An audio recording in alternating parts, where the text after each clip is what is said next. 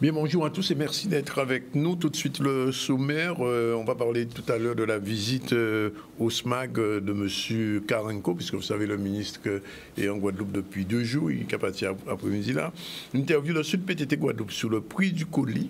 Michel de Pape a fait l'interview. Soyez hommage hier soir de Karenko à Ernest Pépin. C'était dans un hôtel du Gosier. Et puis on ira voir l'exposition de Big Bird. C'est au MAC Charlie Dagonia.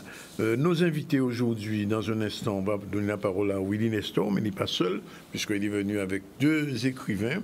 On va commencer par la dame, Madame Rinaldo, bonjour. Bonjour, Monsieur Zandronis. Elle est l'autrice de Willem et l'arbre à pain, elle va en parler tout à l'heure.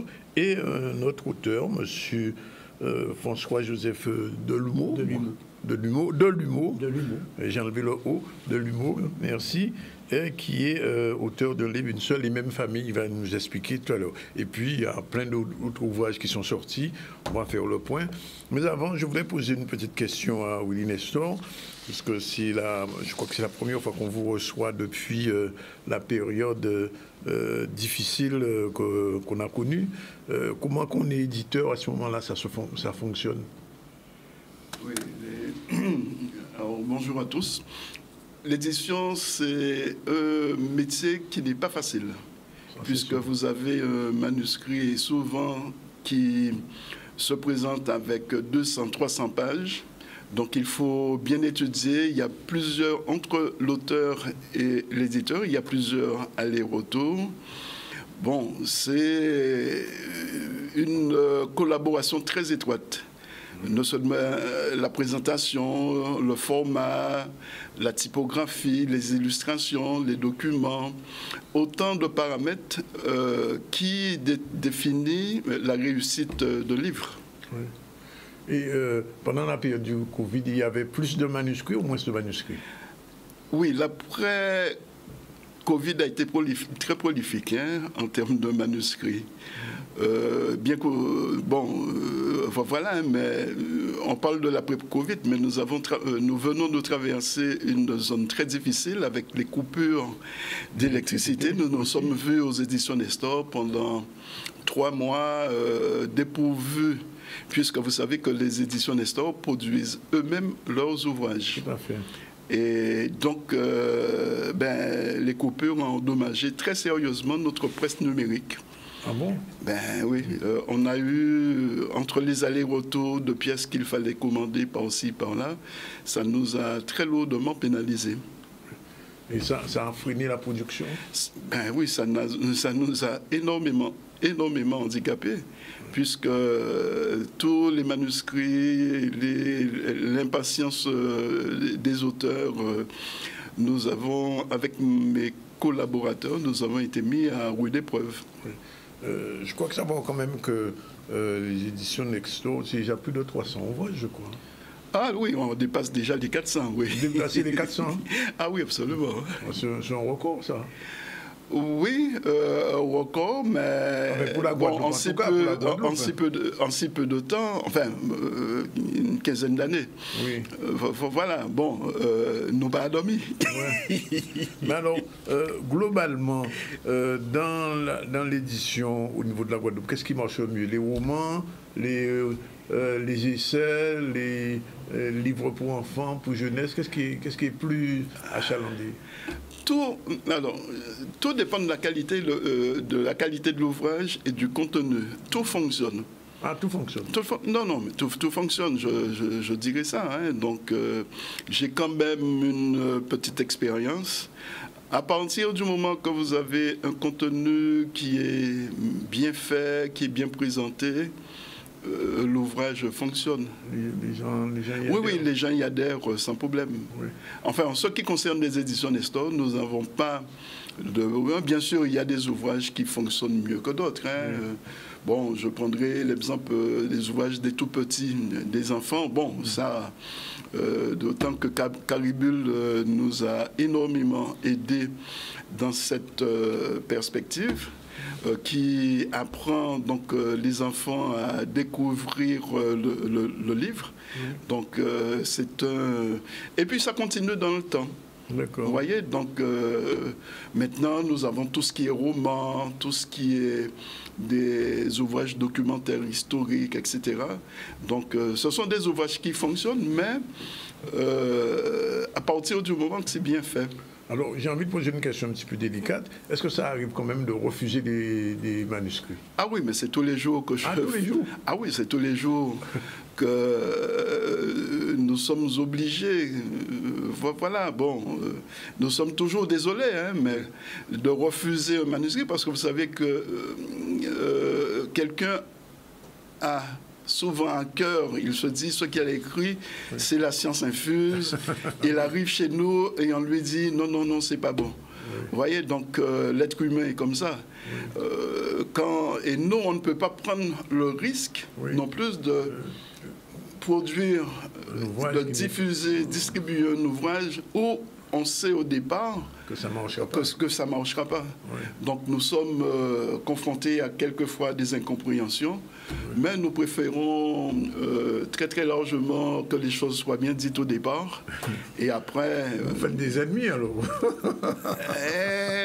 Oui, mais en fait, c'est vrai que nous avons la possibilité de... Quand nous avons un texte qui peut être amélioré, si l'auteur accepte, bon, eh bien, ensemble, on va réécrire le livre.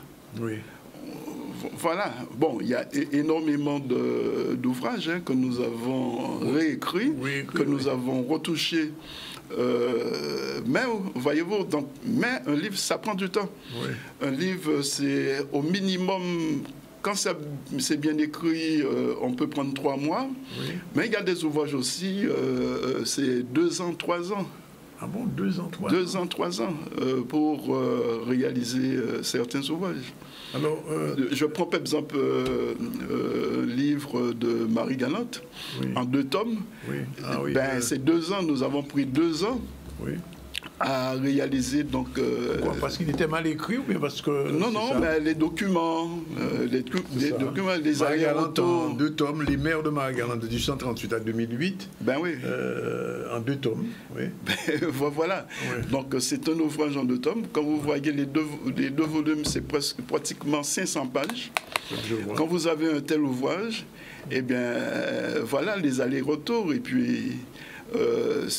quand un auteur vous amène un contenu aussi riche, oui, vous avez surtout à cœur de ne pas le rater. C'est ça. Alors, l'autre question qui se pose souvent, parce qu'on entend ça, que le Guadeloupe ne lit pas. Est-ce que vrai ou faux? Bon, je n'ai pas envie de me faire d'ennemis, mais c'est vrai qu'en Guadeloupe, quand on regarde nos habitudes, nous sommes plutôt portés sur tout ce qui est vidéo, tout ce qui est écran. Oui. Bon, je pense pas... je pense pas... voilà, hein, dire... je pense pas dire des bêtises. Oui. C'est vrai que nous sommes plus portés, mais... avec le temps, je pense que les choses vont s'améliorer.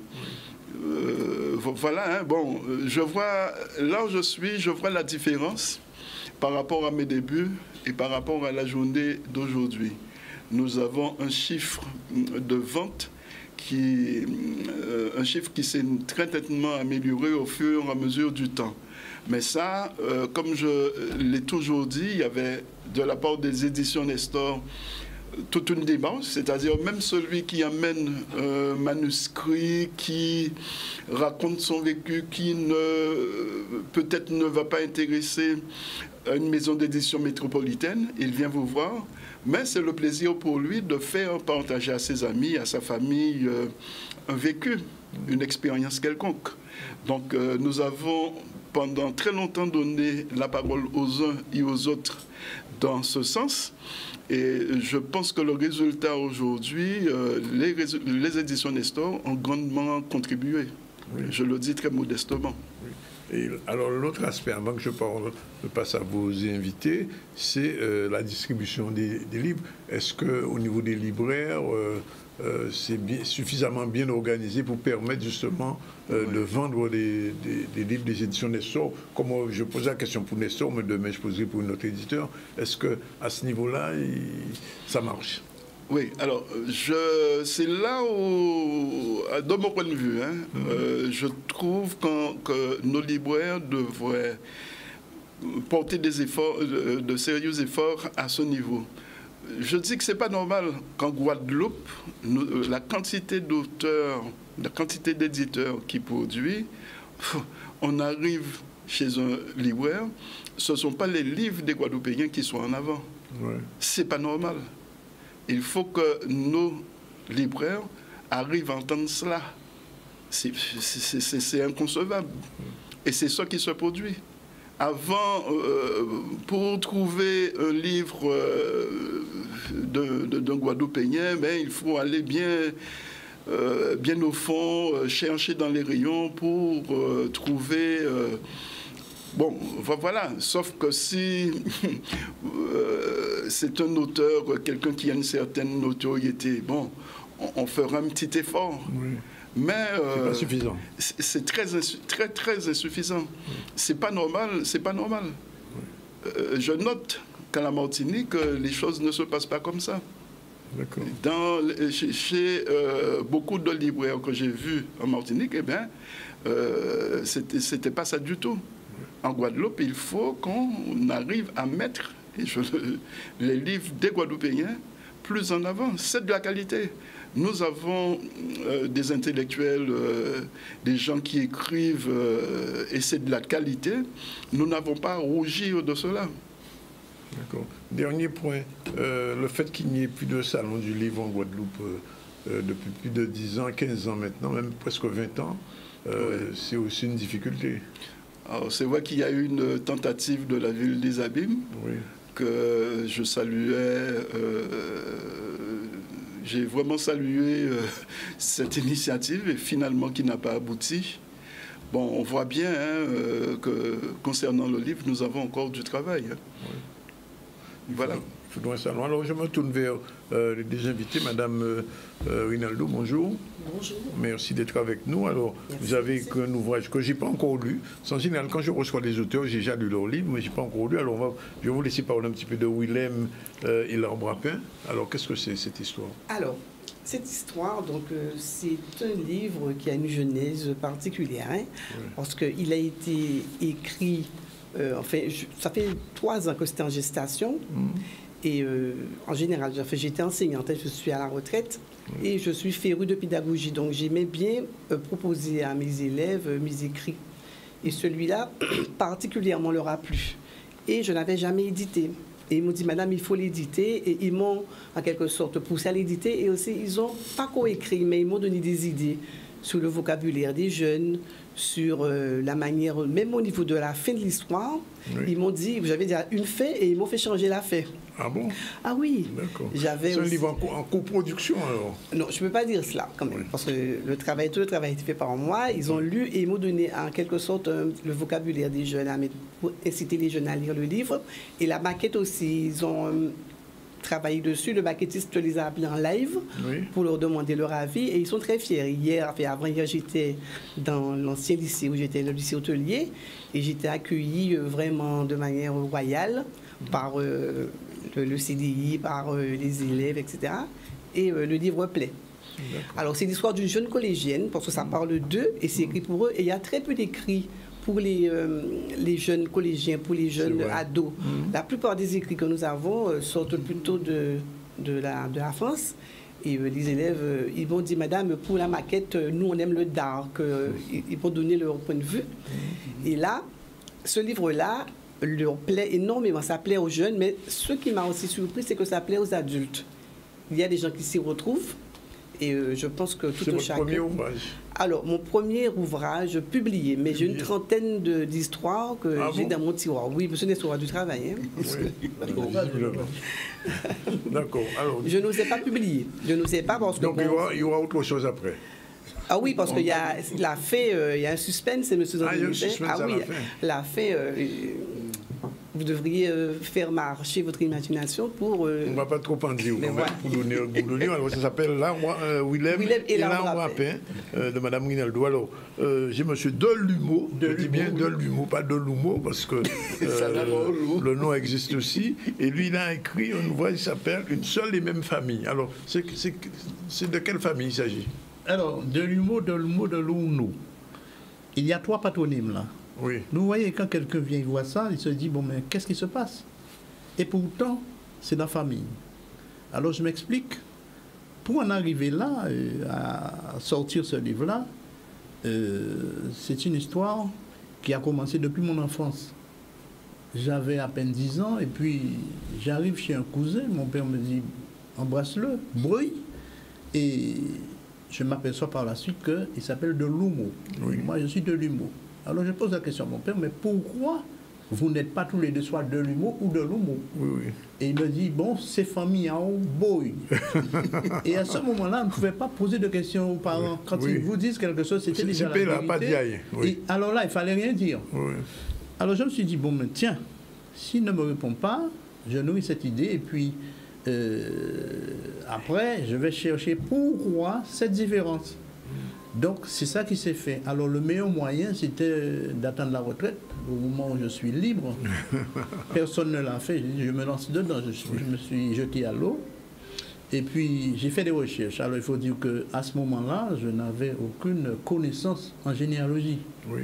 Donc, je me suis engagé comme ça. J'ai essayé de comprendre au départ, mais c'était vraiment m'attaquer à quelque chose de très lourd. Parce que 3 patronymes, il fallait collecter déjà les pièces, oui. À savoir pourquoi, où les chercher, que faire. Alors, la première chose, j'ai été aux archives départementales, je leur pose la question, je me dis, bon, mais apprenez à le faire. Il fallait se déplacer 2 fois par semaine dans un premier temps, et puis après travailler sur le site direct des archives départementales. Mais ce n'était pas acquis. Alors, chaque fois, il me fallait établir une logistique pour repartir dans les idées que je devais avoir pour progresser dans le livre. Parce que je n'avais aucune notion de la recherche en ce sens. Et c'est ainsi que j'ai pu construire tout ce que j'ai trouvé, les mettre au bout à bout, et puis arriver déjà à recadrer les filiations, et en recadrant les filiations, les coller entre eux, et réaliser l'arbre généalogique. Alors moi, je vous pose la question. Oui. Alors, l'origine, c'est Delumeau ou Delumeau? Alors, on est le premier que vous avez retrouvé. On est parti à Delumeau. Delumeau. Notre matriarche, c'est Delumeau. Delumeau. Vous êtes Delumeau. C'est dans le Nord-Grande-Terre.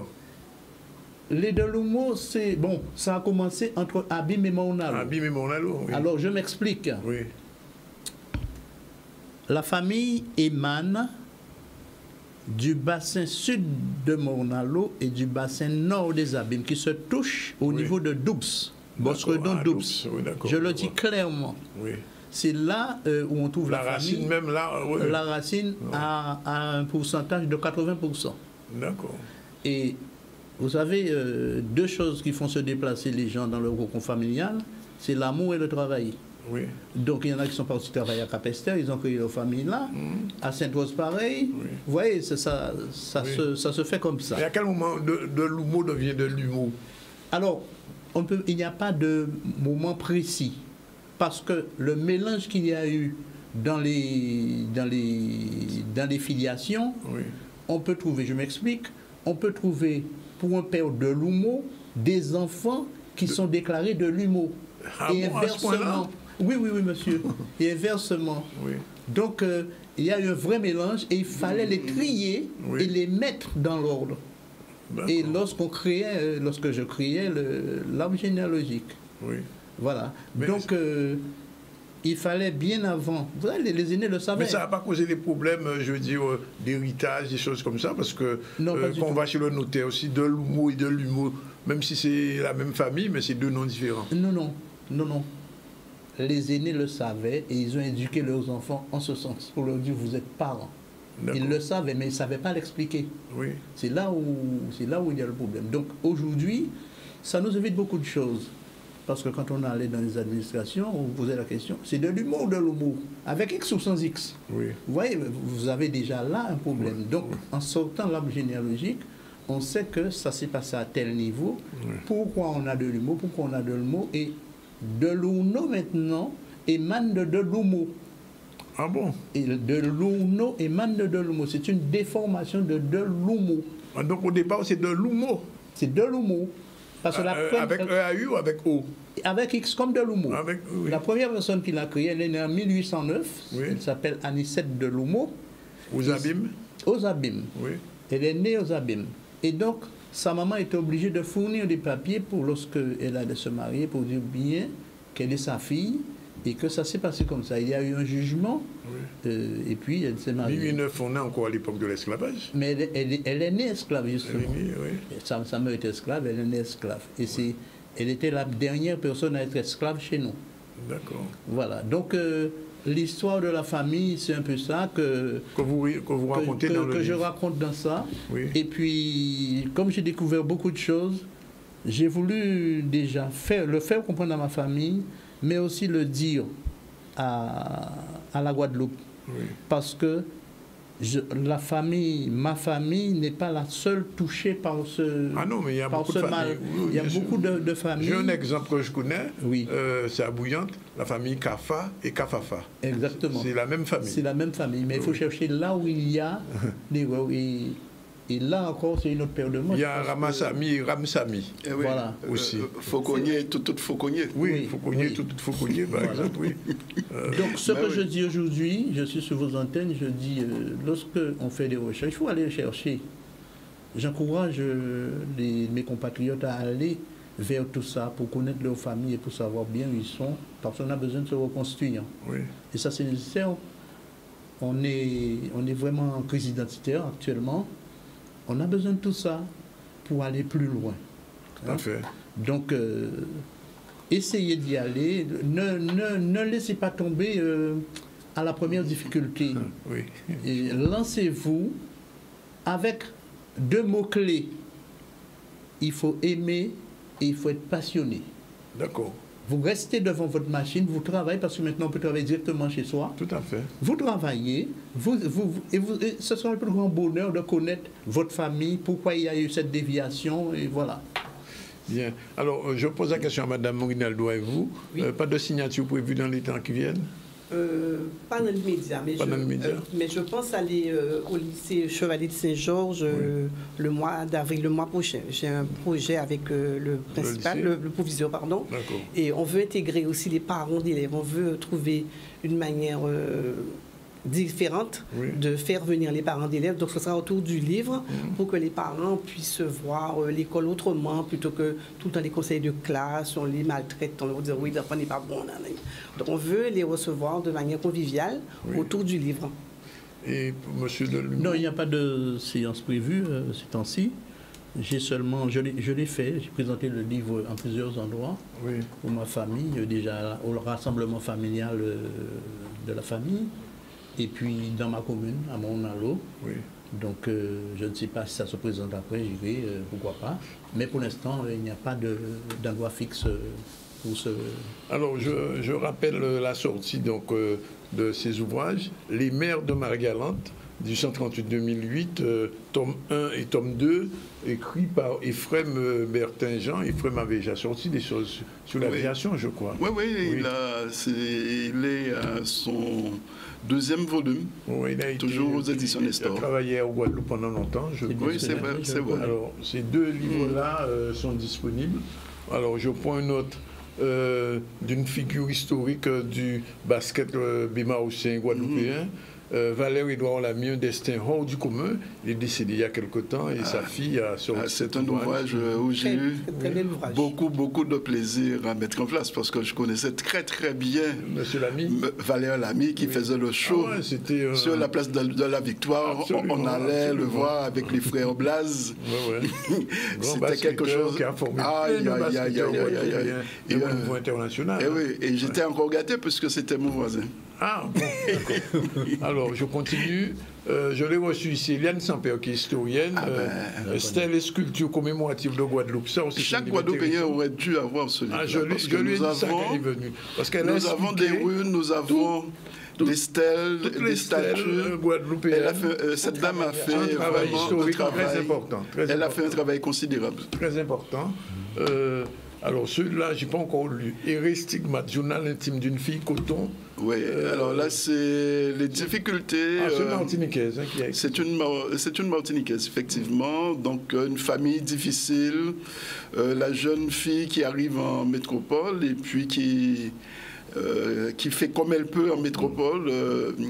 Donc, un passage assez difficile, mais elle s'en sort quand même à la fin. Alors, deux albums de jeunesse, c'est ça. Ça nous ressemble beaucoup. Jessica Alfred, un crapaud pas si vilain. Ben oui, les enfants ne sont pas oubliés avec un crapaud pas si vilain. Donc, vous allez mourir de rire. Elle est aussi de la Martinique. Donc elle est aussi de l'édition Nestor, j'aurais traversé l'Atlantique. Et la Guyane aussi. La Guyane aussi. Bon. Absolument. Bon, ok, c'est noté. Et enfin, Céline Senrima, Baba le crabe. Ben voilà, les fêtes de crabe à Bosch, c'est une bonne idée à lire. Oui, elle, c'est une Guadeloupéenne. Alors, les gens qu'on n'a pas encore reçus, eh bien, on sera content de les recevoir bientôt dans l'émission. Et puis, monsieur Nestor, on vous dit merci de tout ça qu'on a fait pour la Guadeloupe. Hein. Parce qu'on va remplir une bibliothèque à Guadeloupéen. Et madame le dit, ça permet aux jeunes de lire aussi, et aux parents. Oui, tout à fait, aux parents. Et le travail que monsieur Delumeau a fait, j'imagine que ça a dû faire beaucoup d'émotions dans la famille. Ah oui, dans les deux mots, Delumeau, X sans X et Delumeau. Oui, absolument. Oui, parce que c'est un travail de recherche généalogique qui est important. Alors, il ne le dit pas, mais j'ai fait la connaissance de tous les Delumeau au restaurant. Ils étaient plus de 400. Plus de 400? Waouh! Il y a une famille qui est comme ça, les Jacobi Coali aussi. Oui, ma mère est une demoiselle Jacobi Coali. Ah bon? Il y en a beaucoup, hein? Ah oui. Quand il faut des rencontres, c'est 400, 600. Hein? On n'a pas pu le reproduire de lui. Mais il y a un travail à faire là aussi, madame. Oui, mais il y a des travaux qui ont été faits sur il y a un travail qui a été fait. Oui. Un livre est sorti déjà?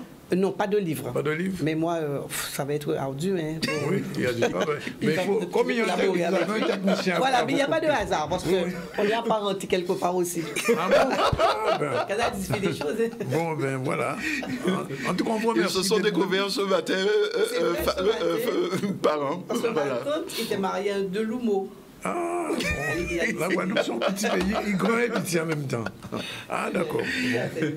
Bien. Merci beaucoup, monsieur. Ah non, mais on est content d'entendre des choses comme ça. Avec l'édition, nous passons de bons moments. Ah ben, visiblement. Juste un dernier mot, il y a des choses à sortir bientôt? Ah oui, oula. Les tuyaux sont pleins. Nous avons l'histoire des abîmes avec Pierre Plaisance, en 2 tomes. 2 tomes aussi. 600 pages qui va sortir. 600 pages qui va sortir.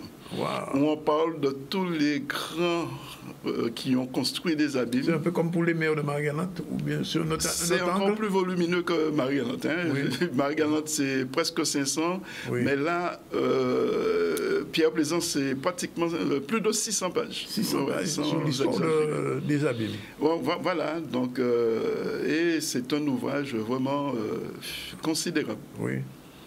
Dans les mois surveillez vos libraires. Oui. D'accord. Bon, ben on a pris juste pour rebondir, pour parler de la lecture. Les gens reviennent à la lecture, hein, monsieur. Ah ben, je m'en rends compte. Les gens reviennent à la lecture. Et il y a beaucoup aussi de gens qui produisent. Les gens osent maintenant écrire. Oui. Donc, on avait une faiblesse à ce niveau-là. Ah non, mais on n'a pas à rougir. On a de quoi. Il n'y a pas à avoir honte. Je pense que pour un pays comme la Guadeloupe et qu'on a Nestor, bon, il faut le dire, on a Negmaron aussi qui fait un travail dans notre sens et je pense que pour nous, on n'a pas vraiment, je crois que Didier, en France en ce moment, il y a un salon en ce moment. Il y a le salon du livre, la Porte de Versailles. La Porte de Versailles, il est en France. Nestor, il a voilà. Eh bien, nous n'avons pas voulu, puisque nous avons été handicapés avec ces coupures d'électricité, on n'a pas pu produire et puis partir à la porte de Versailles avec très peu de livres. Oui, ça ne vaut pas le déplacement. Ça ne valait pas le déplacement. Par contre, l'année prochaine, nous béton. Bien, merci en tout cas. Merci madame, merci monsieur de l'humour et merci monsieur Nestor. On prend la première pause, on se retrouve tout à l'heure parce qu'on va avoir un débat. Mais avant ça, on va entendre madame Caroline Alix, sa chronique Apaiser les relations. C'est tout de suite après la pause. À tout de suite. Voilà, il est déjà 13h05. Dans un instant, on aura le plaisir de recevoir Mme Cécile Vamiou. Bonjour. Bonjour, M. Zandronis. Bonjour, la Guadeloupe. Avec ces deux invités, on va parler de... Le mal-être au travail. Le mal-être au travail, ce qu'on appelle le harcèlement. On aura M. Antoine Scolan. Bonjour. Bonjour. Et Noël Albarad. Bonjour. Oui, Albarad, bonjour. À tout à l'heure. Tout de suite, on passe d'abord la chronique du jeudi. C'est avec Caroline Alix. C'est parti. Et elle va parler justement de notre problème qui est récurrent en Guadeloupe. Surtout, c'est le problème des litiges entre propriétaires et locataires. On regarde.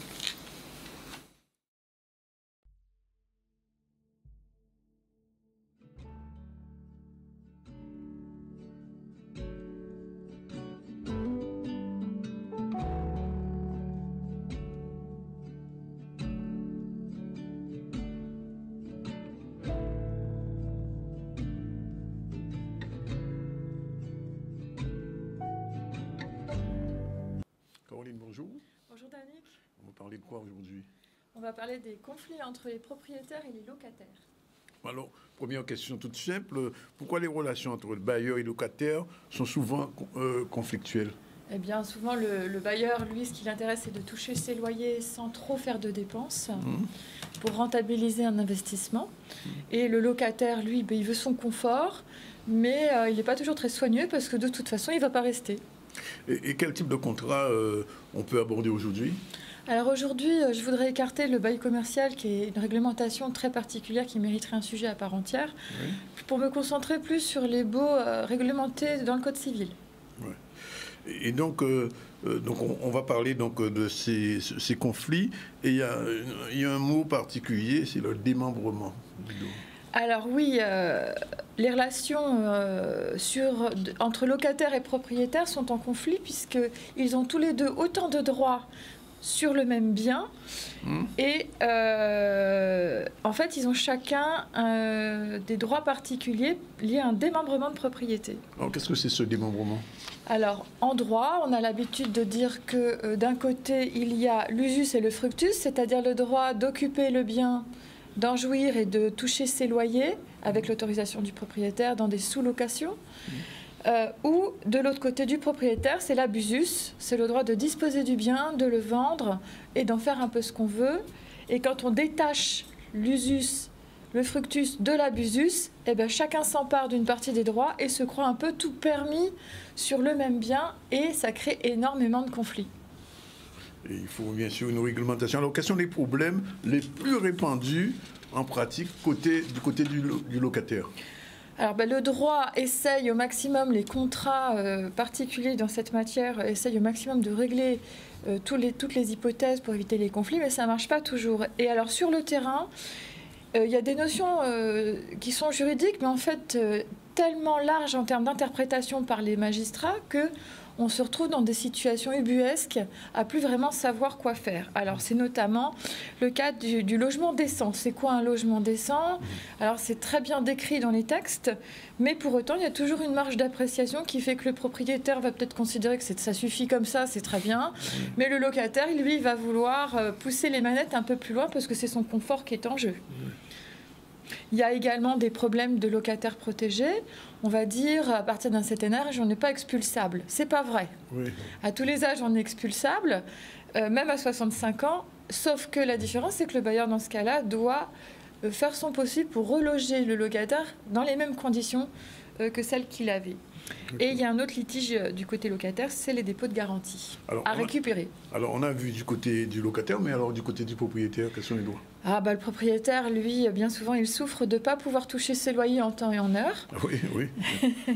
Et puis, quand un locataire indélicat fait appel aux institutions telles que l'Agence régionale de la santé ou le CCAS pour faire des enquêtes sur l'état du logement, eh bien, ça peut entraîner des suspensions de loyer le temps de faire des travaux. Alors, tu disais tout à l'heure que 65 ans, on peut encore expulser, mais qu'est-ce qui peut faire obstacle à l'expulsion? Alors, ce qui est compliqué pour expulser un locataire quand on est propriétaire, c'est qu'on commence par devoir aller chez l'huissier. Oui. Sinon, l'action elle est irrecevable. L'huissier va délivrer ce qui s'appelle un commandement de payer dans un délai de 2 mois. Donc, on commence par attendre 2 mois. 2 mois, ouais. Après seulement l'écoulement de ce délai, on est recevable à agir en justice. Il faut saisir le pôle de proximité du tribunal judiciaire pour pouvoir continuer la procédure. Cette procédure va être longue avec des audiencements à 3 mois, 2 mois et des échanges de conclusions entre avocats pour que, à la fin, le juge peut-être décide d'octroyer des délais de paiement au locataire parce qu'il va considérer qu'il y avait un contexte exceptionnel qui a fait qu'il n'a pas pu payer. Et au final, l'action en expulsion, eh bien, elle peut échouer. Sans compter les risques d'appel et de saisine du premier président de la cour d'appel pour suspendre l'exécution provisoire. Donc, quand on est propriétaire avec des locataires indélicats, on sait que c'est compliqué. Alors, l'autre question, c'est est-ce qu'on peut obliger, contraindre le propriétaire à faire des aménagements, des modifications, des travaux d'un logement pour le rendre décent?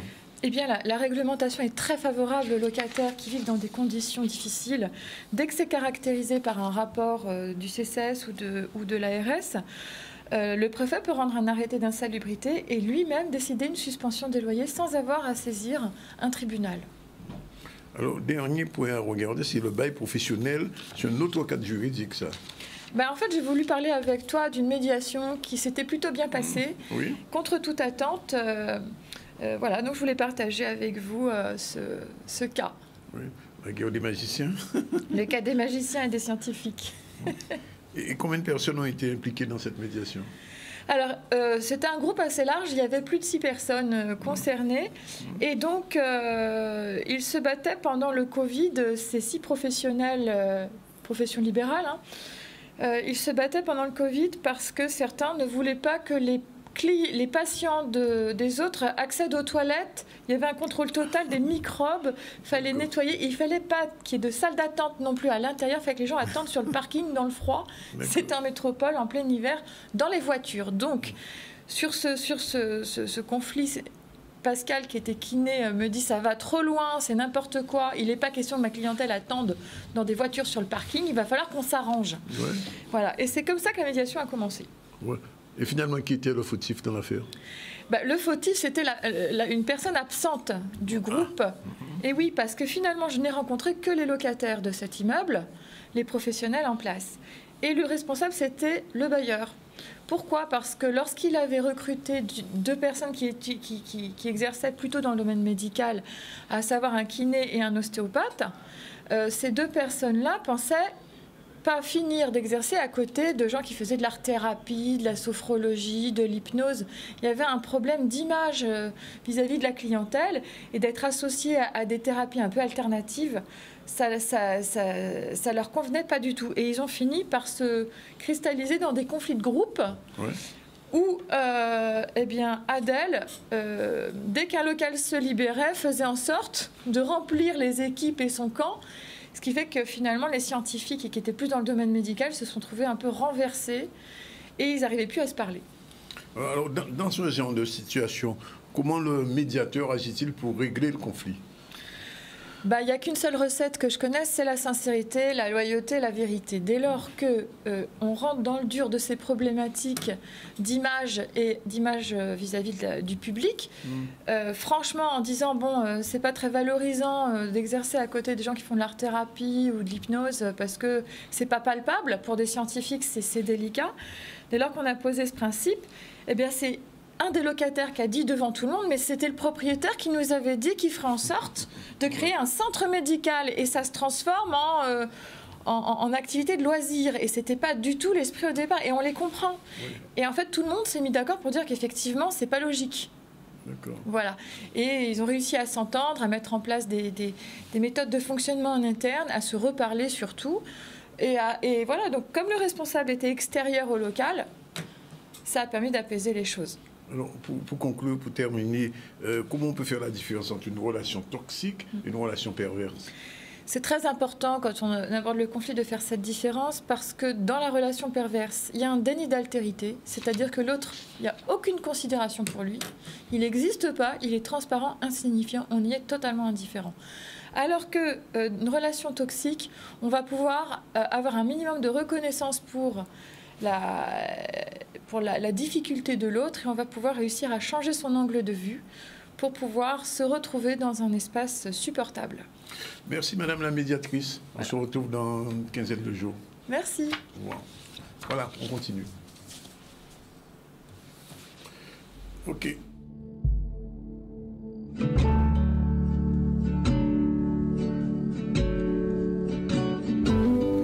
Voilà, je disais merci donc à Madame Maître Alix. Et là, on va revenir vers Chantal Cécé-Vamur. Bonjour, bonjour. Vous êtes assistante pédagogique au lycée agricole de Bimao. Oui, c'est cela.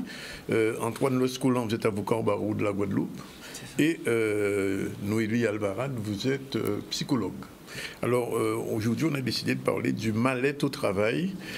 Parce que Madame, il faut le dire, Madame Chantal Cécé-Vamur, depuis longtemps, on discutait de ça, du problème du harcèlement, parce qu'il y a beaucoup de questions qui se posent autour de ça. Et je pense que c'est un sujet qu'il fallait un peu aborder, parce que depuis quelque temps, dans les professions, aussi bien vers les femmes que vers les hommes aussi, il ne faut pas croire que ce sont seulement les femmes qui sont harcelées, les hommes le sont aussi. Et donc, c'est une question qui est... Je n'ai pas envie de dire tabou, mais enfin, on a du mal quand même à en sortir, quelquefois à en parler. Et justement, c'est la raison pour laquelle on va en parler. Alors, Chantal, merci. Qu'est-ce qui a fait que vous êtes, j'ai envie de dire, accrochée à ce sujet ? Je suis accrochée à ce sujet parce que ça fait exactement 3 ans et 4 mois que je suis dedans. Et que l'administration, donc l'administration qui me gère, le lycée agricole, la DAF, qui est notre autorité académique, et le ministère de l'Agriculture, ont perdu la mémoire. Donc j'ai été, c'est à croire que j'ai le profil de l'emploi pour tout ce qui est risques psychosociaux au travail, parce que c'est une situation que j'ai vécue entre 2011 et 2012. Sous un autre format. Et j'ai pu m'en sortir parce que le ministère m'avait entendu et ils ont déployé au sein de l'établissement une douzaine d'inspecteurs et aussi ils ont mis un médiateur pour pouvoir, à ma disposition, c'est le mot que je cherchais, pour pouvoir me canaliser, me demander, m'aider à attendre le temps que les 2 harceleurs ne soient plus au sein de l'établissement. D'accord. Il y a eu une accalmie pendant quelques années et il s'avère qu'en 2019, je me vois revivre cela avec un proviseur qui est arrivé en poste et qui avait un management vertical. Et le premier jour qu'il m'a reçu pour un entretien, parce que dans cet établissement, j'ai mis en place des projets qui font rayonner l'établissement, qui aussi permettent d'augmenter l'effectif de l'établissement. Et donc, j'ai été confrontée à ce monsieur et à premier entretien, j'étais... Il m'a crié dessus et je ne comprenais pas parce que je ne le connaissais pas. Oui. C'est suivi 2-3 entretiens pour pouvoir lui exposer mon rôle au sein de l'établissement. Rebelote, ça c'est... il m'a encore crié dessus, il m'a balancé un papier au visage et je me suis contenue pour pouvoir ne pas agir comme lui physiquement. Donc j'ai pu me contenir et puis j'ai préféré partir. Et depuis que je suis partie, donc ça fait 3 ans... Comme vous dites partie, vous avez quitté l'emploi? J'ai attendu mon heure de sortie. Je sortais à 16h ce jour-là. J'ai quitté l'établissement et je suis allée voir mon médecin qui m'a orientée vers le médecin du travail, qui m'a très bien reçue. Et ce monsieur, je lui dis merci aujourd'hui. Et qui lui-même m'a orientée vers un psychiatre pour pouvoir m'arrêter pour que je sois officiellement arrêtée et dans de bonnes conditions. Après, donc j'ai fait une demande d'accident de service parce que les médecins et le médecin du travail m'avaient dit que ça c'était un accident de service. Le proviseur de l'établissement a saisi la commission de réforme pour pouvoir statuer donc sur la demande, qui m'a donné un avis favorable depuis janvier 2019. Et mon dossier est resté gelé dans les placards. Personne ne s'occupait de mon dossier. Et je me suis vue payer à 50%. Un jour, je vais en ligne pour pouvoir imprimer ma fiche de paye. Je vois que je suis à demi-traitement et j'ai eu une espèce de chaleur qui m'est montée comme ça à la nuque et un mal de crâne pas possible. J'ai eu du mal à me calmer et à rentrer dans ma coquille pour pouvoir trouver les bonnes solutions et m'en sortir. Et donc, depuis... j'ai respecté chronologiquement la voie hiérarchique. J'ai envoyé des courriers, des recours, des mails, premièrement au lycée agricole, donc le proviseur de l'époque et sa chef de service. Personne n'a répondu. J'ai envoyé la même chose, les mêmes choses à la DAF. Il faut savoir que la DAF, représente l'autorité académique de l'enseignement agricole en Guadeloupe et délègue le chef de service du service du développement et de la formation pour pouvoir le représenter. J'ai fait la même chose. Personne n'a répondu.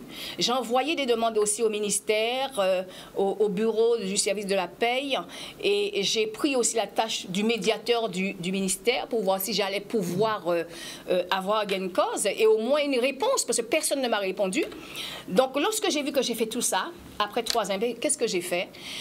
Au 1er janvier, j'ai eu la présence d'esprit de relayer l'information auprès du cabinet du ministre. J'ai saisi le ministre par le biais de son cabinet et aussi la presse s'en est saisie. Lorsque la presse s'est saisie donc, de la situation, tout le monde a recouvré la mémoire. À 20h40, je recevais un mail de l'autorité académique totalement fictionnel, avec des choses qui n'avaient rien à voir avec la situation. Donc, j'ai lu, j'ai relu et j'ai préféré ne pas répondre. J'ai juste mis une phrase très sage et je me suis dit que je ne vais pas débattre parce que c'est me battre avec le vent et puis rentrer dans leur jeu. Donc, je n'ai pas répondu. Mais il y a 2 choses qui m'ont fait très mal. Donc, lorsque je me suis vue à 50%, j'ai fait une demande d'aide auprès du ministère de l'Agriculture par le biais de l'assistante sociale. Ma demande a été rejetée. Ma demande a été rejetée et quelque temps après, il y a à peine quelques mois, je réalise que je n'avais pas de couverture sociale parce que le ministère avait tellement ponctionné sur ma paye avec des jours de carence, en veux-tu, en voilà, qu'il leur restait très peu d'argent à me donner pour pouvoir survivre. Et ils ont eu l'intelligence, entre guillemets, de ne pas payer ma mutuelle, parce que ma mutuelle est ponctionnée sur ma paye. Donc je me suis retrouvée sans mutuelle, tout en sachant que j'ai une maladie chronique et je me retrouve très souvent aux urgences de l'hôpital. Alors, imaginez un petit peu la suite. Alors, juste un mot avant que je donne la parole à la psychologue. Quelle est la situation aujourd'hui, au jour d'aujourd'hui? Alors, aujourd'hui, lorsqu'ils ont recouvré la mémoire avec l'article de presse, j'ai appelé l'autorité académique aussi, parce que c'est quelqu'un avec laquelle j'avais travaillé au lycée agricole. À l'époque, elle était provisoire adjointe. Je lui ai dit les 4 vérités. Et ce support-là, dans l'article, plus l'intervention que j'ai faite auprès du ministre, parce que c'est le genre de choses qu'il n'aime pas recevoir au cabinet. Donc, le logiciel pour, par exemple, les certificats médicaux ont été remplis, tout a été fait. Et j'ai reçu exactement, il y a qu'un mois, après 3 ans et 4 mois, les arrêtés officiels du ministère qui me reconnaissent un accident de service. Mais jusqu'à présent, ma paye est à 50%. Donc on m'a dit on verra bien au mois de mars ou avril, on verra, on ne sait pas encore.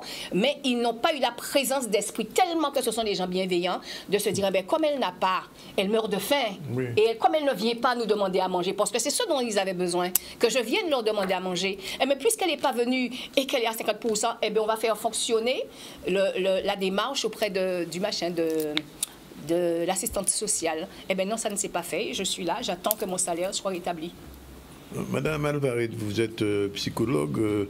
Madame Vameo vient d'expliquer un petit peu ce qu'elle a vécu. Quelles sont les conséquences psychologiques du harcèlement sur la personne harcelée? Alors, il faut savoir que les conséquences psychologiques sont vraiment multiples. Il va y avoir des conséquences au niveau de la santé, Donc, au niveau de la santé physique, il peut y avoir des types de maladies qui vont se déclencher, comme les maladies de la peau, comme l'eczéma. Il peut y avoir aussi des maladies liées au cardiovasculaire, l'hypertension.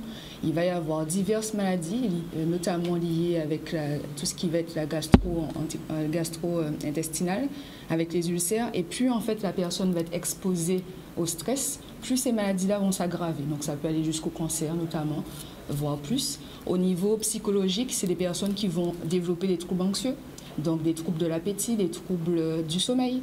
Donc on peut avoir aussi des troubles liés aussi à la sexualité. Il y a pléthore de troubles et ces personnes-là, en fait, elles vont se retrouver avec des troubles aussi liés à leur efficacité. Donc le harcèlement va aussi impacter l'efficacité au travail. Donc les personnes vont avoir des troubles de concentration, des troubles liés aussi à la mémoire. Ces personnes-là seront démotivées. C'est des personnes qui ne pourront plus prendre d'initiative. Donc, avec une méconnaissance, ils peuvent très rapidement, ces personnes, elles peuvent très rapidement passer pour le mauvais employé, finalement. Et donc, du coup, faire l'objet de railleries, voire de mise au placard, hein, de la part d'autres collègues. Et cette situation de harcèlement également va aussi impacter le collectif de travail, puisqu'il y a forcément des prises de parti, il y a des clans. Oui. Donc il va y avoir des malaises. Donc certainement que certaines personnes se verront augmenter leur charge de travail, tandis que d'autres vont les voir diminuer. Donc en fait, le harcèlement va vraiment impacter toute la structure, tout l'établissement scolaire en l'occurrence, et sans compter la sphère familiale, puisque quand on est victime de harcèlement, on est beaucoup plus susceptible, on perd en estime de soi, on a une identité qui est détruite, donc ça peut créer aussi des difficultés au sein du couple. On peut aussi être moins patient avec ses enfants, donc on peut aller vers même la maltraitance infantile.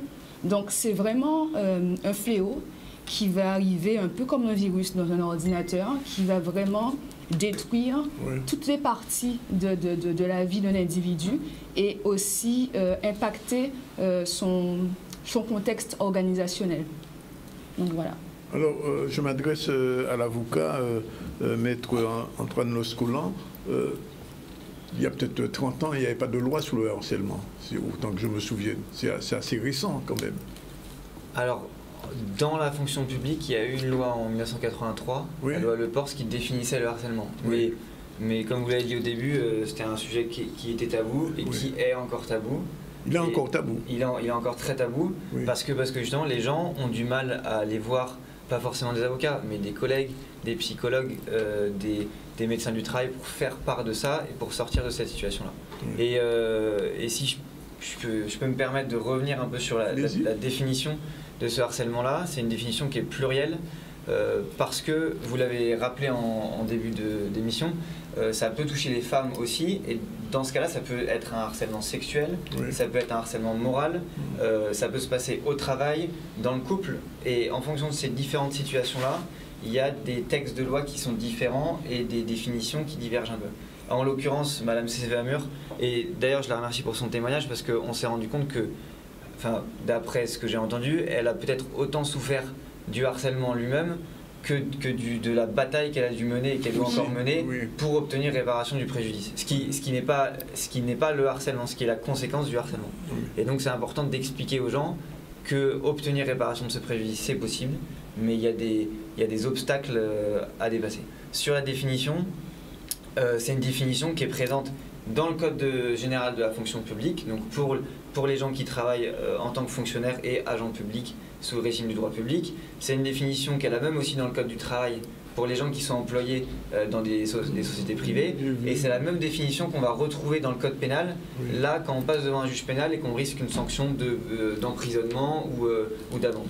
Et cette définition, c'est la suivante, c'est un harcèlement, là je parle du harcèlement moral, c'est des agissements qui sont répétés, donc plusieurs agissements, qui ont pour but ou pour effet, ça veut dire que la personne, le harceleur, peut vouloir les effets du harcèlement ou pas, l'important c'est qu'il le fasse dans tous les cas, et cet effet-là, c'est de dégrader les conditions de travail de telle façon que ça ait un impact sur les droits ou la dignité de la personne, ou sur sa santé mentale ou physique, ou encore sur son avenir professionnel.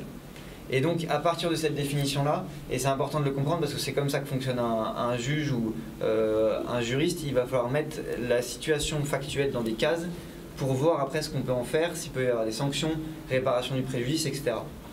Et donc, de cette définition du harcèlement, on va devoir qualifier ce que sont les agissements répétés, par qui ils sont commis, et les conséquences de ces agissements-là. Donc par qui d'abord, ça peut être, le harceleur peut être un supérieur hiérarchique, ça peut être aussi un collègue, et ça peut être aussi un inférieur hiérarchique entre guillemets, qui mène la vie dure à son supérieur. Les types d'agissements, ils sont pluriels. Madame Célamure pourra sûrement en parler. Elle a mentionné tout à l'heure des cris d'un supérieur hiérarchique sur soi. Ça peut être des cris, ça peut être des post-it laissés sur son bureau, comme quoi il faut qu'on travaille plus vite. Ça peut être des remarques insidieuses qui nous disent qu'on n'est pas performant, que la personne avant nous était plus rapide. Ça peut être une mise au placard. C'est-à-dire que du jour au lendemain, on va vous donner moins de travail. Ça peut être à l'inverse, une surcharge de travail. Ça peut être une mise au placard physique, c'est-à-dire qu'on va vous changer de bureau dans un bureau plus petit, qui aura moins de lumière. Ça peut être aussi... Il y a plein de types d'agissements possibles.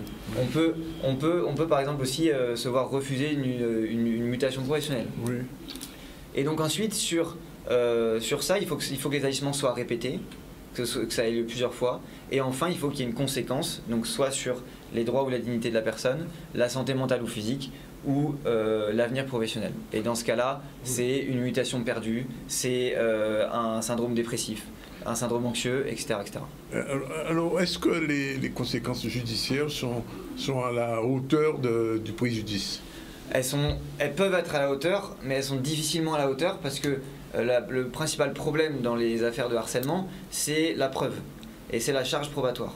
Oui. Et dans les dossiers de harcèlement qui sont bien construits, souvent c'est parce que la personne qui s'est fait harceler a réussi à trouver une oreille auprès de collègues qui l'ont compris, auprès de délégués syndicaux, oui. auprès de médecins du travail qui lui ont permis de construire son dossier. Et donc, elles vont pouvoir produire des attestations de collègues, des mails, des photographies, des post-it laissés, etc. Tout ça pour corroborer leur situation de harcèlement. Alors, Madame Cécile, vous avez entendu le point de vue de la psychologue sur tout ce qu'elle a décrit, oui. Et ce que le juriste vient de dire. J'ai envie de vous poser la question, quand vous entendez ça, par rapport à ce que vous avez vécu, vous vous sentez vraiment ciblé par tout ce qui a été dit là? Absolument. Je peux cocher plein de cases parce que je me suis retrouvée, que ce soit dans les propos de la psychologue, de l'avocat.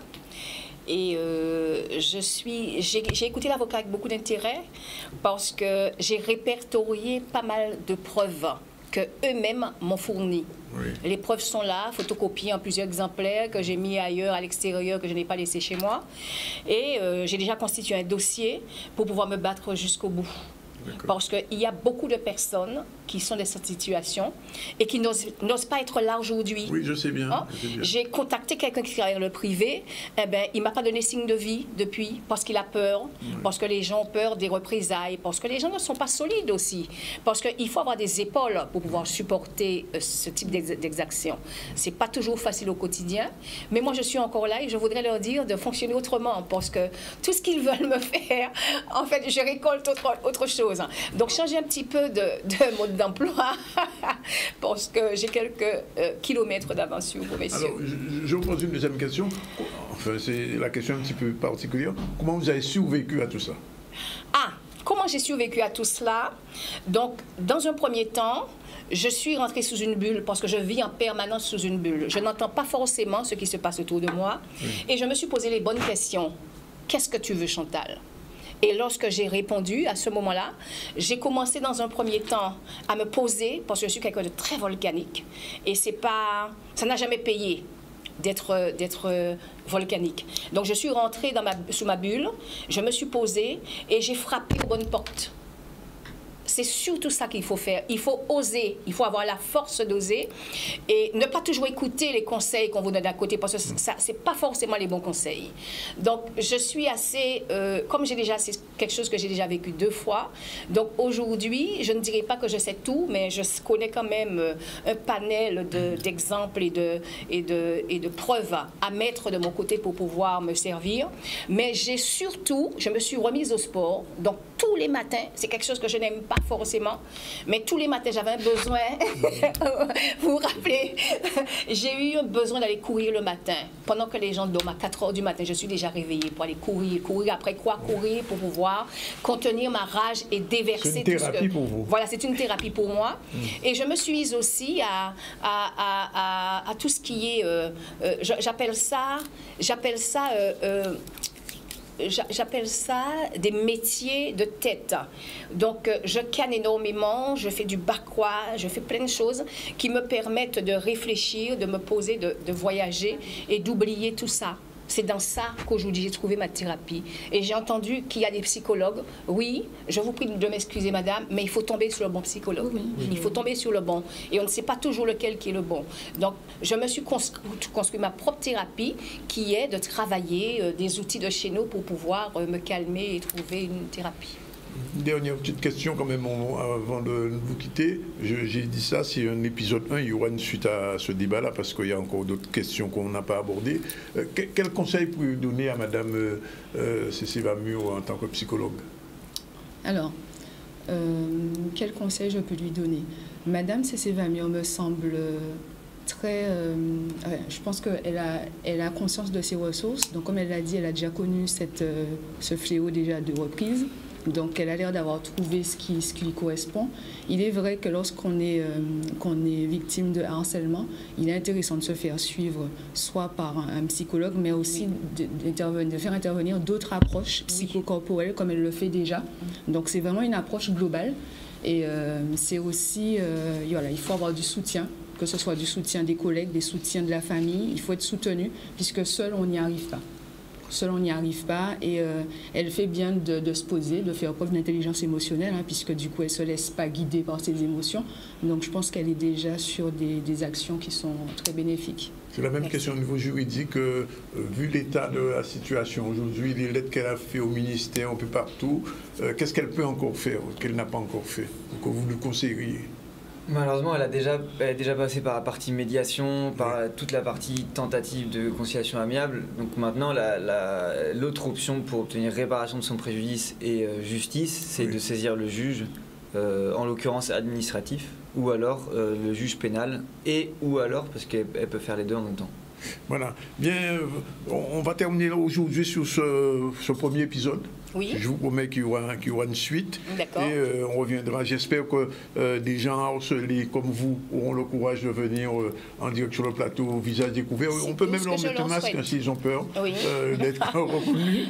Et on abordera cette question. En tout cas, Madame Cissé, je vous remercie d'avoir osé venir au grand jour parler d'une question très délicate et on disait un petit peu tabou. Et donc, j'espère que ça va permettre à d'autres Guadeloupéennes qui nous regardent d'oser poser cette problématique parce que si nous ne pas faire rien, rien ne peut rien changer. Non. Voilà.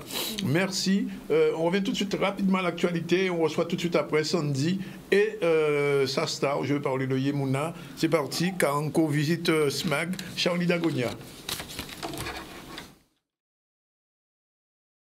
La priorité que tous les 4, l'espèce de gouvernance à 4 qui a été évoquée, notre priorité a été l'eau. C'est le boulot aussi du SMEGAC de faire de l'assainissement. C'est pas mon boulot de faire la programmation comme ça. C'est Francis qui est le directeur général.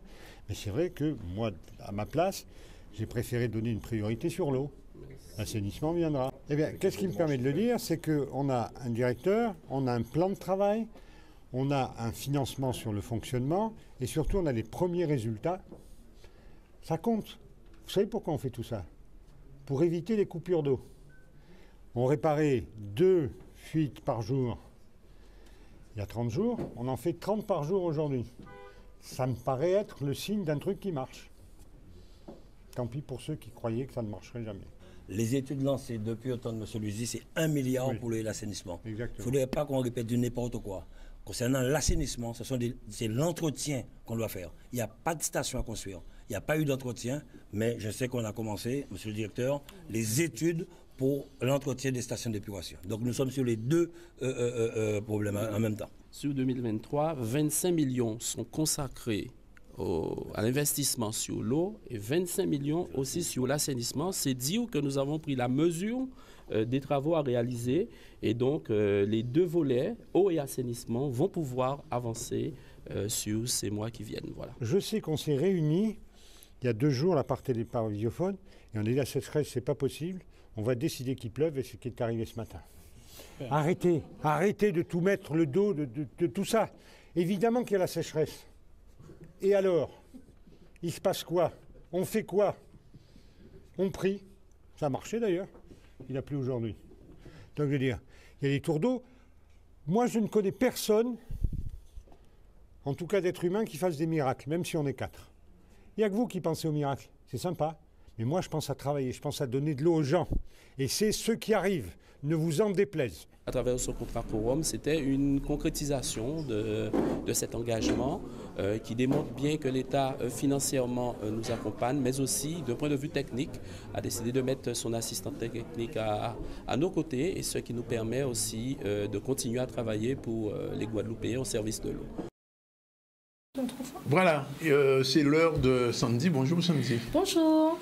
Je ne dis pas encore bonjour à l'autre personne. On voit d'abord le générique, c'est parti pour le Sandy Show du jeudi.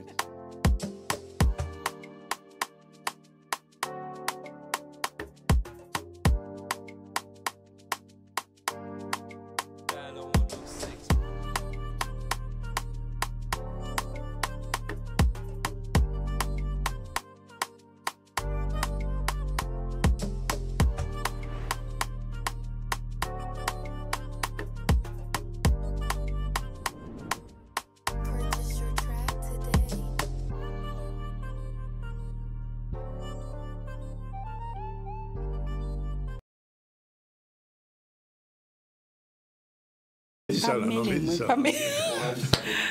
Hein? Dis ça, mais... Tu sais qu'on est à l'antenne. C'est ça.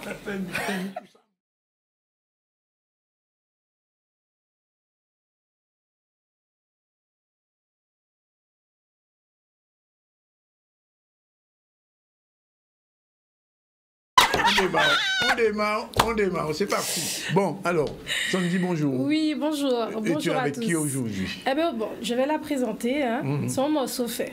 Morceau fait. Bon, quand son wagon, pas mon wagon, son typhon même. Oui, son tsunami. Voilà, elle est animatrice, présentatrice, ambassadrice, une femme engagée.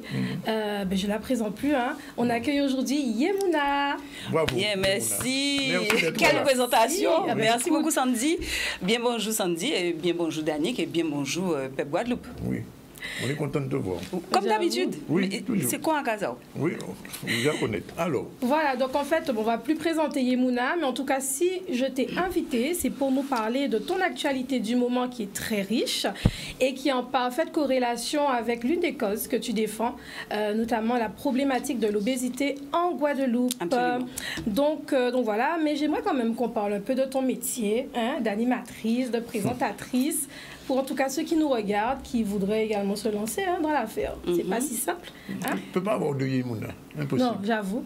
C'est bien pour ça qu'on dit Yemouna Linique. C'est tout réseau social. Moi, c'est Yemouna Linique. Donc, suivez-moi sur Yemouna Linique, Instagram, Facebook. Alors, oui. Ben, ça a fait un pétant que moi dans le métier là. Ça, plus de 20 ans, plus de 20 ans. Hein, mes premières animations, parce que je crois que c'est la base, hein, beaucoup de personnes se reconnaîtront, ce sont les colonies. C'est par là que j'ai fait mes premiers pas, BAFA, etc. Oui. Et puis, j'ai voulu me professionnaliser. Donc là, j'ai passé un diplôme d'animateur touristique et de loisirs en temps à l'AFPA, à Saint-Claude.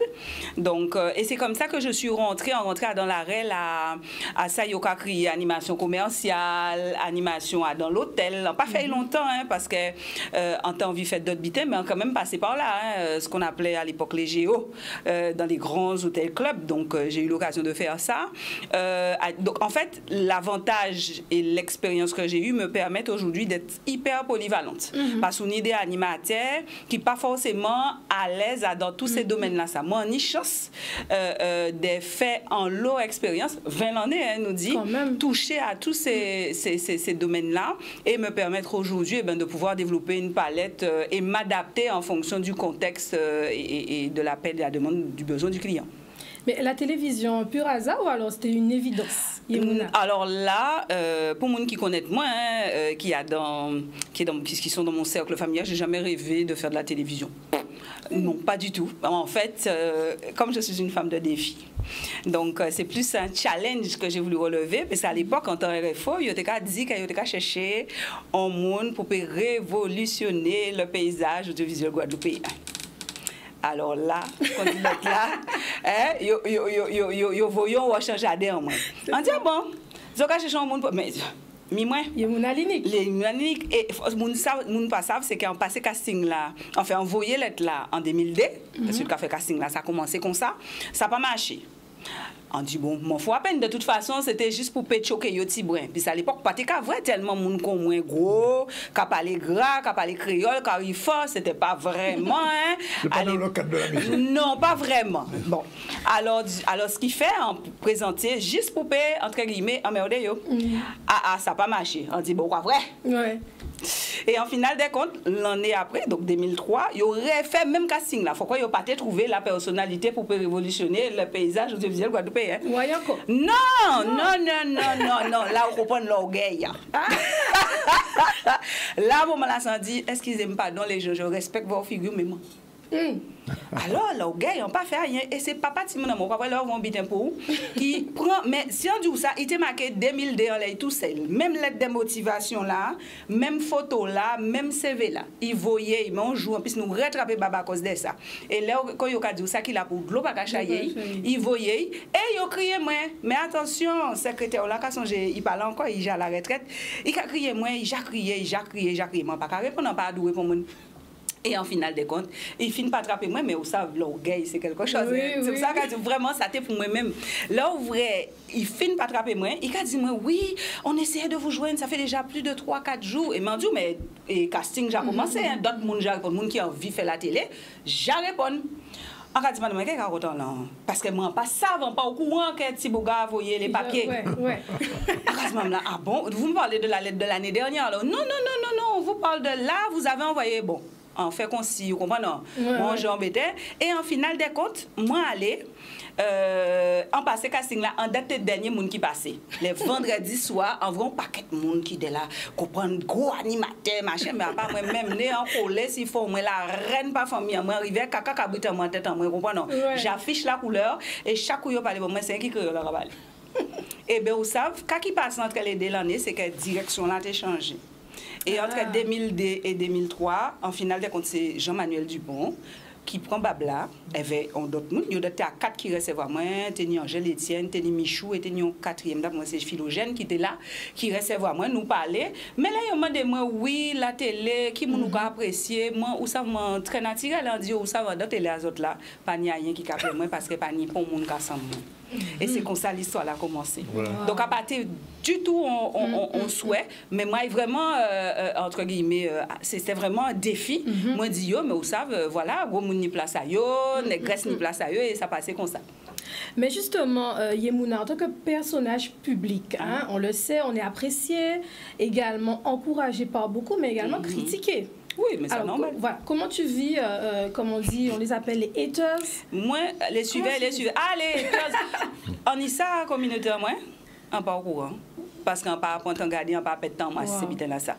En son monde, moi, c'est fait à madé. C'est peut-être caractère moi qui fait que comment t'es gros et gros à dépasser, en développer peut-être probablement une forme de carapace, en panique en fait. Ou pas aimer mon idée, pas aimer moi, en cas accepter. Non, mais c'est vrai, on peut pas faire l'inanimité. En cas concentrer moi, c'est ça qui aime, moi, c'est tellement plus simple. Mais on peut aimer mon idée, pas aimer moi, et alors, vivre, on va vivre tant moi. Voilà. Très bien. Alors, Yemouna, je reprends une de tes citations. 2023, l'année de l'exemple. Voilà, justement, cette année marque notamment les 10 ans de ta sleeve gastrique. C'est une année pour toi. C'est l'occasion de témoigner, justement, par rapport à ça. Justement, quel est ton objectif principal par rapport à la médiatisation de ton témoignage? Alors, l'objectif, en fait, c'est de chailler au maximum derrière moi. Pas d'avoir corps moins changé, santé en moi améliorée, et je dis là qu'à témoigner pour d'autres monde qui sont en situation là, ça, l'imé bobé chaillot. Et ben, yo en vie, et ben, fait ça yopé pour yopé améliorer santé à yo. On pas dit tout le monde maigri, fait sleeve ou rivé à stade. Dans moi, chaque esprit, c'est pas ça le discours. Le discours, c'est, là, on va rendre-vous compte que santé a commencé à partir à la dérive. Ou qu'on a dit, il faut nous mettre nous ça dans le cadre de la prévention. Nous ne pouvons pas attendre que nous malades. Pour nous, faire ça qu'il faut, parce que nous savons celles qu'on nous tient. Donc là où la maladie rentrer dedans, il va sortir. Comme ça, il y a une maladie qui vient à cheval et qui va partir à pied. Nous posons une question. Combien de temps prend pour tes mots choisir? Mais on peut finir. Mais c'est justement parce que il a dit que les outils filés, comment dis-moi, c'est assez filé ou est-ce que quand il file? Alors là, il file s'il est débat. Donc attention pour pas blesser dans ça, mais on peut toujours s'améliorer. Pour moi, c'est vraiment ça, en fait. On est dans une quête de mieux-être. Et en plus, quoi, ces outils qui permettent vous de faire tout ça, on y a fait dans la vie. Donc, je dis là, moi, donc, c'est un stade à sa mort vivre, mais si ça se trouve, peut-être dans 3-4 ans, en qu'il mot phase, donc, il faut qu'il changer. À chaque défi, à chaque challenge, c'est un step différent et il faut aussi, entre guillemets, un monde presque différent. Donc, quoi aussi, participer à mon phasage à ça et de permettre vous d'atteindre un objectif. Donc, du coup, là, il est bon, mais on va continuer à entretenir, on va aller à la salle de sport. Moi, j'aime bien dire que je suis à la phase de racassillage. Là, on va racassiller les haies. On va passer qui n'ont habité là, il y a grichi là, voilà, c'est ça qu'on fait. Voilà, mais c'est vraiment un message là, ça. Pour dire que ces gens-là sont celles qu'on nous nie. Donc, il faut nous prendre précaution, il faut nous pas attendre maladie la venir. Et c'est pour ça qu'on encourage tout le monde et on aurait méthode là encore calculer IMC à qui nous d'accord c'est juste un repère pour yo savoir est-ce que yo déjà dans cas d'obésité ou pas ou si yo en surpoids. Donc pour calculer IMC ou ça permettre en profiter puisque nous là pour ça. IMC c'est poids ou poids en kilos, d'accord? Donc moi par exemple, on fait 85 kilos divisé par taille multiplié par lui-même. Donc, nous avons calcul là, à vos calculettes, 85 divisé par 1,65 m multiplié par 1,65 m, ça va avoir 85 à 2,7, ça va avoir à peu près 31. Et il faut savoir que là, on va passer les 30 en IMC ou dans le cas de l'obésité. D'accord? Là, entre 25 et 30 ou en surpoids. Donc, là, on dépasse 30 ou en obésité. Et après, il y a différents degré. Moins en tel là on fait sleeve en moins en à 46. Vous avez combien de kilos à l'époque là? 125 à peu près. On peut comme ça. Donc on peut voir des photos justement. Oui, de 40 kilos. Non, 50 à peu près. 50. Alors, parce qu'on répond 10. Parce qu'il faut ça. Oui, mais en répond 20, on pède à peu près 25. Mais vous savez, là, on va dans la maladie là, ça. C'est ça, hein, la réalité. Il y a des moments où j'ai mis les maladies là, c'est pour ça qu'on parle ensemble obèse en rémission. Donc, on a plus ou moins organisé, parce que comme c'est une maladie qui est multifactorielle, parce que pas rien qui brûle et manger et faire sport, c'est ça aussi pour ces gens appétants et comprendre. Ce qui fait que ça n'a pas toujours évident, c'est une maladie, c'est comme un monde qui est diabétique, il y a des moments où il a géré le diabète là très bien, il a stabilisé le diabète là, mais il y a des moments ben, ça a dégradé. Au moins, on va dire ça, parce qu'on va voir ça, nous avons une jeune femme qui est obèse. C'est ça. Et des parfois, on va voir. Il y a ça là? Oui. Non, mais même ça, on va voir devant McDo là. On va faire la peine de voir là. Pourquoi? Pourquoi penser que c'est meilleur manger pour eux? Non, mais pourquoi on ne peut pas faire au plaisir? Si c'est ça, on met. Même si ça fait au. Mais attends, on nous parle, c'est oui. Bandou ça, ou pas manger beaucoup? Non, on ne fait pas au moins. Très bien. On fait pas au moins. On nous imagine que même gros monde là, ça que ouvrait devant Mac là, nous parler là. Ouvrait jeudi là, mais ça ne veut pas dire qu'il était là hier, ça ne veut pas dire qu'il était là. C'est ça qu'il faut nous changer.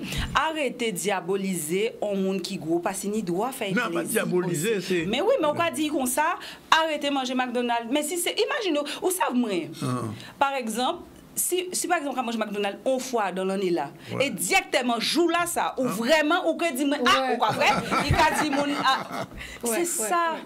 Faut nous faire attention à qui j'en nous parler et ça nous va penser de donc encore une fois, là, moi, je peux défendre Mac là.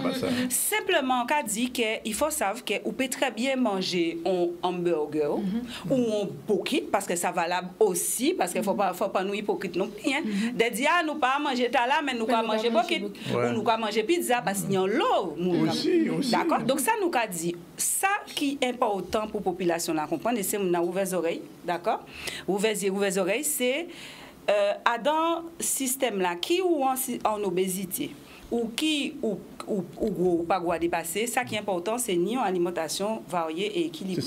Et même dans le cadre en alimentation variée et équilibrée, ou peut manger un burger de temps en temps pour faire plaisir. C'est important. Vous savez comment moi aimer, deviner, c'est quoi mon péché mignon? Un pays deviner. Je passe du sucré. Ni gel d'eau. Pas ni gel gras, ni gel d'eau. Les suivez. Donne-nous un indice. C'est au chocolat. C'est au chocolat? Éclair au chocolat? Mais non. Les moelleux au chocolat. Devinez qui m'a préparé les moelleux au chocolat. Suivez mon regard. C'est monsieur. Oui, par rapport à diabète et AVC, encore souvent ici chaque semaine, il dit comme ça, et ça bouleverse moins. Mourir là, c'est plus grand. Pourquoi vrai? Et pourtant, nous persuadons les gens mourir, fruits, etc. Mourir, viande salée, voilà. D'accord? Tout ça. Donc c'est pour ça qu'à ces mouna, on peut manger un petit mourir de temps en temps. On dit viande salée, moi aimer ça. Ça ne va pas empêcher moi vivre, ça ne va pas empêcher pour soi à sentir. Mais c'est équilibre là qu'on fait. À dans semaine là, à dans mois là, c'est en qui j'en cas jimilé. C'est ça. L'abus en toute nuit. Mais ce sont des bases en fait. Et bien sûr, il faut battre en bonne. Donc ça veut dire qu'il faut dépenser, il faut souhaiter, il faut une activité. Mais ça c'est voilà. Je te parlais justement tout à l'heure de la génération Z, la génération âgée de 13 à 22 ans, qui stagnent sur leurs écrans. Mais bien sûr. Comment sensibiliser cette génération? Moi envie de dire un bitin qui est très simple. Tout bitin qui a vu un bitin par rapport à un bitin. C'est important, avant nous arriver à cette team-là, en nous gardant qui j'en famille à qui a positionné. On ne peut pas faire rien. Souvent, famille à la base, pas en sensibilisation. C'est pour ça nous, accent nous, moi, et aussi les gens qui travaillent avec moi, et notamment l'association Molaco, l'Agence caribéenne de communication et de réflexion sur l'obésité et le surpoids, c'est de faire ces familles-là comprendre que, vous voyez l'année de l'exemple. L'exemple vient d'en haut. Si à casa ou pas qu'à manger légumes, si mon a péqué manger légumes, ou peut blaguer ça en gel avec, d'accord? Si vous voulez pas qu'à faire sport à casa ou que mettez dans toute qualité club, d'accord, mais en même temps, les cas lever à casa, il y a une utilisation qu'on appelle toute la journée, on la nous calé. Donc comment c'est vous famille à passer, parce que comme on dit, les habitudes, mais c'est l'habitude dans nous, ça se transmet de génération en génération. Donc si nous voulons santé à Timouna nous améliorer, il faut nous déjà nous-mêmes nous dire et que nous faisons ça qu'il faut. Donc avant de parler de ces Timouna, parce qu'on n'est pas du tout un professionnel, nous ni la gosse, encore voyons belle force baillot qui font bel travail, qui sont associations qui travaillent par rapport à Timoun, qui se ciblent à eux, nous familles, en nous prenons soin à famille en nous mamans, en nous prenons soin à famille en nous et baillot l'exemple. Ça fondamental. Beau message. Moi, c'est ça en cas dit. Alors, est-ce que tu pourrais, pour terminer, nous parler de ton événement? Déjà fini. Mais non, mais ça va être... Sorti de Chiapis. Non, mais justement, on va d'abord. Oh là là. Non, mais moi, même pas, on va voir moi. J'ai baba. Bon, alors, est-ce que tu pourrais nous parler de ton événement à venir? Ma fille, le Codoctec. Combien de temps, Nidanik? Parce que souvent, là, j'ai moi là. Bon, le Codoctec, c'est mon nom. Qu'on nous a dit, c'est Codoctec, parce que le monde ne peut pas comprendre ce que ça veut dire. Codoctec, c'est, qu'on a dit tout, souvent de fois, un bac hormone puis rester docteur. Donc, ça veut dire le Codoctec, c'est un corps qui est en santé, un corps qui a fonctionné bien.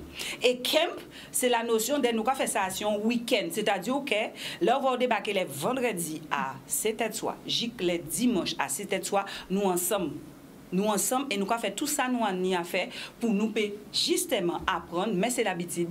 D'accord, pour qu'on l'appelle docteur, pour qu'on l'appelle plus en santé. Aussi là, nous qui travaillons assis, manger là, premier axe. Donc, attiller pour apprendre à manger bien et surtout tabzi pour se flapper parce que moi, je suis fait pour qualité bien pour essayer 3 temps derrière les fourneaux. Suivez mon regard. Ensuite, Outini aussi attiller assis tout ça qui mental en nous, parce que c'est aussi ça pour nous changer. Et puis, la partie art-thérapie, parce qu'on a pensé que l'Outini en forme de folie, en forme de rechanterie, en forme de... Voilà, ça a contribué aussi à mettre en axe et à mettre au docteur. Donc, tout ça, c'est à attiller. Mais surtout, point fort pour moi, hein, c'est surtout le fait que nous caillons ensemble, nous caillons dormi ensemble. Donc, le coucher est compris. Donc, ça veut dire qu'elle est arrivée. Parce que nous pensons aussi à des gens qui patinent l'auto. En disant des gens qui ont contacté, vous voudrez venir faire les outils là, tout le monde, il faut pas niveau à rester et qui nous a son. Lance Bertrand ou encore rester Pointe-Noire. Donc, les gens qui ont déposé le vendredi ou qui viennent chercher le dimanche. All inclusive avec des ateliers et des intervenants de qualité. En pour des élèves, parce que si les gens qui ont tous ces gens ça, nous avons dormi ici place. Nous tenons chanterie parce que à dans caractère, dans développement, pour moi ça sont bien important pour nous faire un petit gré de. Ouais, faut pas on peut être très sérieux, mais sans se prendre au sérieux. Oui, donc pour nous, c'est un moment pour nous et puis surtout moi là. Moi, je crois souvent au pouvoir de la parole. Il suffit parfois d'un mot pour changer ta vie.